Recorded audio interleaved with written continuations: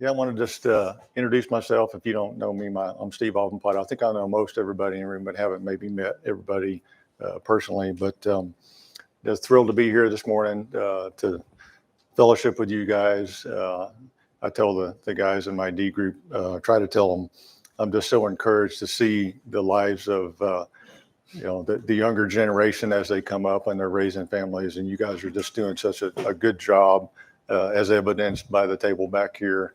Just doing such a great job raising your families and leading them in the ways of truth and righteousness. And I'm just so excited to be serving among you guys. And I've got my kids in this church as well, and the boys are working this morning, so they're not able to be here. But it's just so sweet to see the younger generation come up and go from your children to now your friends and fellow adults, and just to see the Lord working in their lives is just a sweet thing to experience. Well, when I was first offered the opportunity to speak about one of the 7 shaping virtues, I immediately kind of gravitated towards humility. Not sure why, but I'd been exposed to this subject for quite some time, and I also had quite a few life experiences where I got to experience humility or humiliation or some form of that. And so I had a lot of that happen in my life for one reason or another, and I think the Lord used it to bring maturity in a lot of ways. So that may or may not qualify me to talk about this subject, but I'm also leaning heavily on the work of C.J. Mahaney and his excellent book, Humility, True Greatness.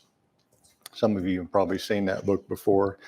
But as I took that book off the shelf again, we have a bookshelf that's got a lot of these books that we've gained a lot of insight from over the years.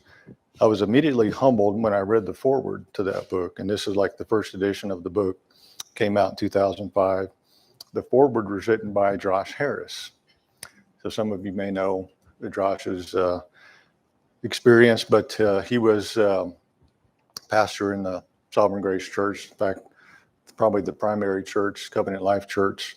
CJ turned over the senior pastor role to Josh Harris years ago, and Josh has, since then kind of gone apostate and kind of left the faith. And so, just kind of being aware of kind of Josh's history over recent years, that was a stark reminder that sometimes our proudest moments can be revealed to be humbling or even humiliating moments as life unfolds.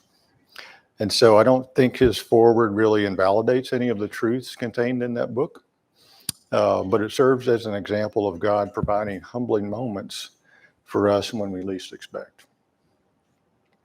There is interplay, as we know, between God's sovereignty and our human responsibility. And when we think we're in control, we have life figured out, God sometimes reminds us that we aren't, and we don't. And that's often how humility plays out in my life. And that makes me think about my recent trip to Nepal with Pastor Billy. I had thought I knew what role I could play on that trip.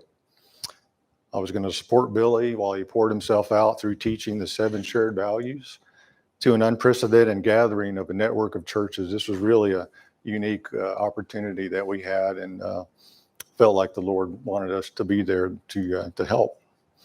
And I was going to help assist in key strategic discussions in the future of Sovereign Grace Church in Nepal, and how we can participate in supporting them in their journey. So I thought, man, I feel like I've got a place and a role to play here. I had not anticipated the possibility of getting sick or being unable to participate in all those discussion opportunities. But when I started getting sick, I thought, surely this is not happening. Surely I won't get as sick as Billy. He started getting sick a little before I did, because aren't I a little younger? And I think I'm healthier. Yeah, way younger and way healthier. And I definitely wasn't. Definitely wasn't tired, because he'd been preaching like 7 back-to-back sermons, and I just been sitting there listening. And so he had spent himself really for the Lord's purposes. And so I would expect he would be way sicker, right? But the sickness actually hit me harder. It lasted longer, and it truly made me appreciate that I was not in control of lots of things, including my bowels. A very humbling and slightly humiliating experience. And Billy served me so well by calling up the prayer warriors on my and his behalf to get us home safely. So thank you for doing that. Yeah, the whole time we were in Doha, he was calling up the prayer warriors for us. Before we get too far, it may be helpful to review some of the biblical references and to attempt some definitions of humility and its opposite, anti-virtue, pride. Isaiah 66:2 shows us that this is the one to whom I will look, he who is humble and contrite in spirit and trembles at my word. Humility attracts the attention of our Lord. For that matter, the opposite of humility also attracts the attention of our Lord, but not in a good way. CJ uses this helpful definition. Humility is honestly assessing ourselves in light of God's holiness and our sinfulness. So these two kind of maybe opposite ends of the spectrum, God's holiness and our sinfulness. I like this definition, and it reminds me of what I tend to think of as foundational doctrines to understanding all of life, really. The doctrine of God and the doctrine of man. Most of life's truths are related to a correct understanding of these two doctrines. And conversely, most of life's troubles are related to an incorrect understanding of them. James 4:6 says that God opposes the proud, but gives grace to the humble. Pride might be considered as the very first sin, expressed first by Lucifer as he sought status equal to God. John Stott even relates that pride is more than the first of the 7 deadly sins. It itself is the essence of all sin. Proverbs 16:5 tells us that everyone who is arrogant in heart is an abomination to the Lord. Be assured he will not go unpunished. CJ again offers a helpful definition here. Pride is when sinful human beings aspire to the status and position of God and refuse to acknowledge their dependence on him. Charles Bridges adds the phrase, contends for supremacy, to describe what pride does in a human heart towards God. If we were to build a New Age catechism, again, a New Age catechism, you can kind of imagine what that might be. And we started with the question, what is the chief end of man? An honest, unbelieving person might construct the answer as to glorify man and displace God forever. This might be the truest answer someone could give as a response to observing the world that we live in today. But let us never forget that while this may be an honest observation, human pride will always attract the wrong kind of attention from God and compel his response of righteous anger.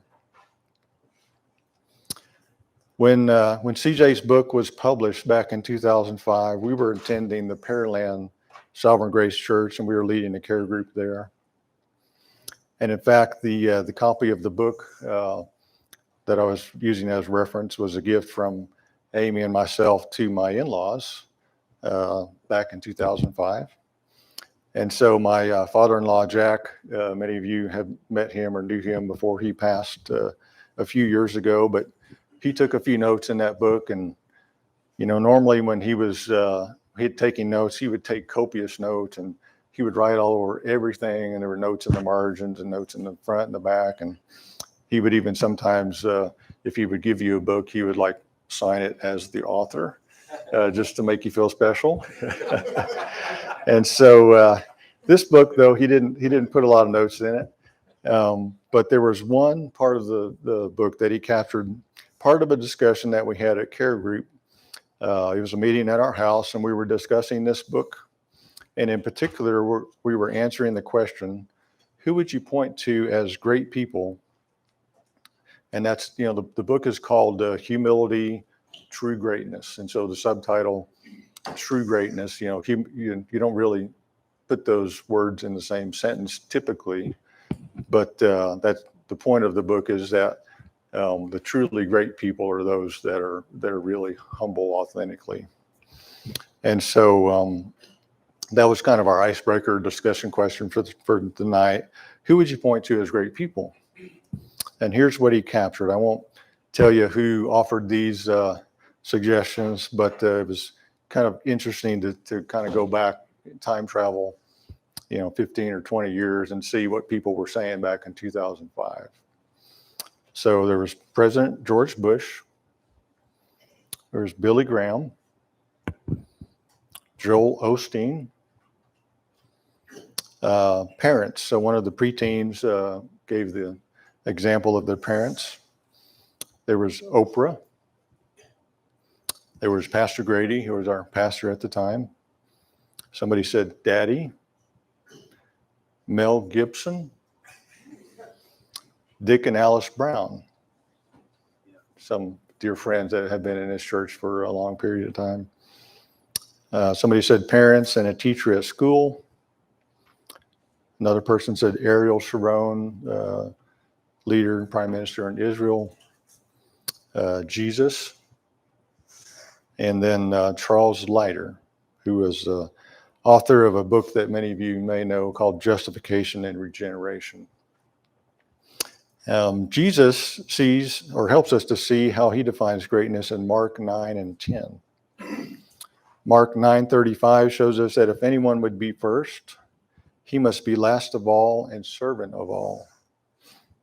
This was said by Jesus in response to what he knew his disciples were talking about as they traveled, but they were supposedly keeping silent about it and not admitting the true subject of their conversation, which was arguing about who was the greatest. Then later in Mark 10, we see that James and John are again seeking personal glory by requesting to sit at his right hand and his left hand in his glory. And whenever I read this account, I'm reminded of the adage, be careful what you ask for, because the real answer to the request might not be what you expect. The two people who actually sat at Jesus' right hand and left hand at his most critical moment were the two thieves at his crucifixion, which could be considered his most humble but most glorious moment as he submitted to receiving the Father's wrath on our behalf and on behalf of all who would believe. And that is probably not what James and John had in mind with their request. So Jesus again points to the nature of true greatness in Mark 10:43 and 44 by saying, but whoever would be great among you must be your servant, and whoever would be first among you must be slave of all. So as we pursue humility, I think it may be helpful to be careful about our language here. Humility is maybe something not so much to be pursued, but rather cultivated. Pursuit can sometimes convey maybe ambition or aspiration, maybe having a list and checking off the items, maybe even comparing and measuring ourselves to others in terms of degrees of humility or how we're doing with humility. But I tend to think of humility as maybe more a way of being, as a way of life that permeates kind of who we are, not necessarily something that we would strive for. But however, there are some disciplines, there are some practices that can help us as we cultivate the ground of our lives that results in humility being present in our character. I think that's what we really want. So humility to be present in our character so that we don't really have to think about expressing it, but it just flows out of who we are because it's in our character. Spending time with God in prayer, study, and meditation is some of these disciplines. Many teachers and authors in evangelicalism promote the beginning of the day as a critical time to express dependence on God as creator and to acknowledge ourselves as creatures. Again, a reminder of the right understanding of the two foundational key doctrines of doctrine of God, doctrine of man. A helpful resource that I have found suggests having 2 of these times each day and refers to them as the daily office. This spending time with God is not the same as spending time for God. So the posture here is being with, being quiet, being present, not necessarily doing, not acting or striving, but more a stillness and a quietness and a sense of being in the presence of God, just for the sole purpose of being with Him. Another helpful practice may be to address unhealthy and unbiblical thought patterns. There are ways of thinking that were established deep in our psyche and deep in our hearts when we were children, when we were growing up, and those may plague us for our entire lives if left unaddressed. These patterns are often very difficult to identify. They're hard to isolate as root causes, but they can persist throughout our lives, and they can do great damage if we fail to recognize the impact. There may be some examples of how our families of origin and the sins of the fathers, this is maybe a way that those are propagated to subsequent generations. That verse is sometimes hard to understand. What does that really mean? But this is maybe one way that can kind of make sense to us. We should practice the spiritual disciplines. In addition to the ones already mentioned by prayer, study, and meditation, we can add worship, evangelism, serving, fasting, silence and solitude, confession, journaling, celebration. Richard Foster and Donald Whitney are your friends to help guide you in some of these. Seize your commute. Midland, we may not have as long of commutes, perhaps, as you may have in a bigger city, but some of you I know have some pretty significant commutes here. So podcasts are a great way to seize your commute.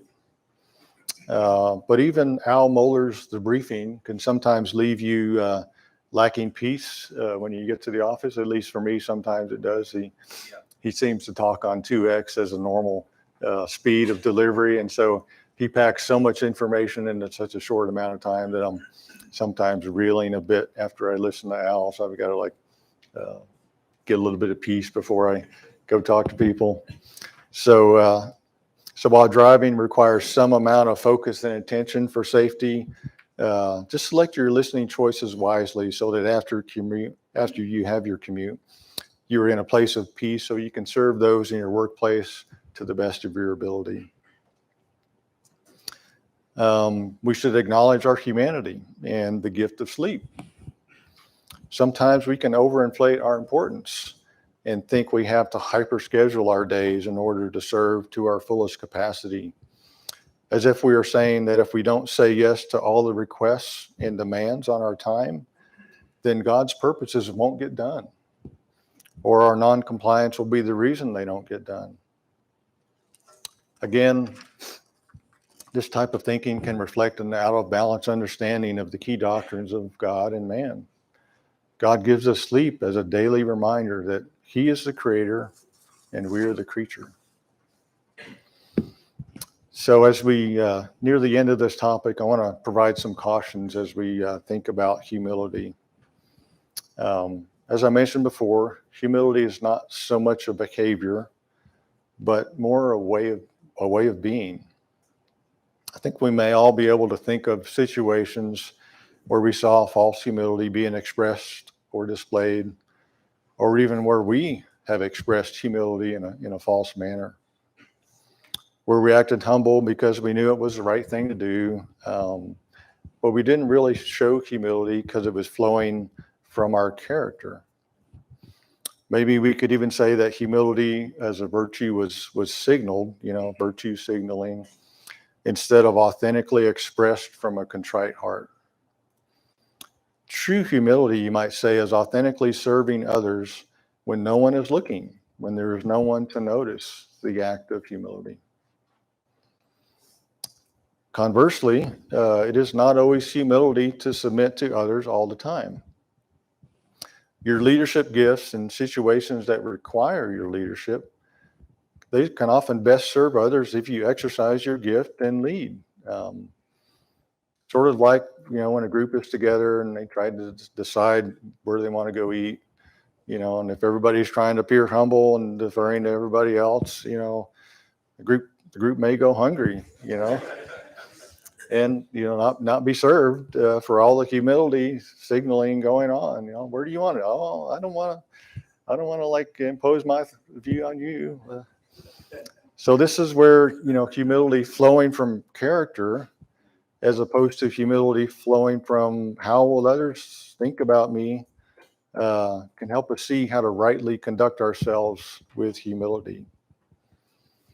So as we conclude, my brief ending prayer is, Lord, help us to be wise and authentic as we cultivate and express humility in our desire to serve others.